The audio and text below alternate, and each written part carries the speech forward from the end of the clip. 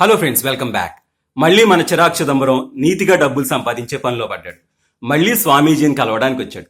రానాయనా చిదంబరం, ఈసారి బాధలో ఉన్నట్టున్నావే. అవును స్వామి, నా బిజినెస్ ఐడియా ఒక అతనితో డిస్కస్ చేస్తే వాడు నా ఐడియా కొట్టేశాడు స్వామి. అరెరే, పెద్ద కష్టమే వచ్చిందే. పోనీలే చిదంబరం, బాధపడకు.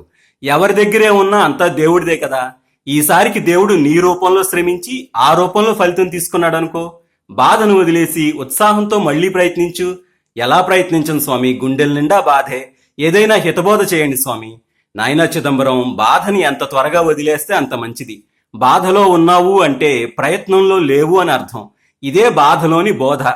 కానీ స్వామి, మనల్ని బాధ పెట్టిన వాళ్ళని మనం బాధ పెట్టడం తప్పు కాదు కదా. ఏదైనా ఉపాయం చెప్పండి స్వామి.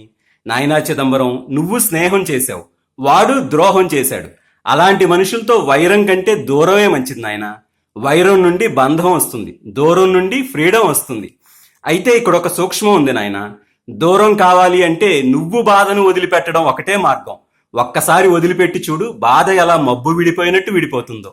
నీ మనశ్శాంతి కోసం, నువ్వు ఉత్సాహంగా పనిచేసుకోవడం కోసం బాధని, బాధ పెట్టిన వాళ్ళని వదిలేసాయి నాయన. అలాగే స్వామి, మళ్ళీ నా కళ్ళు తెరిపించారు. మీరు చెప్పినట్టే చేస్తాను. వెళ్ళొస్తాను స్వామి. శుభమస్తు నాయన. Thank you very much friends. మళ్ళీ కలుద్దాం.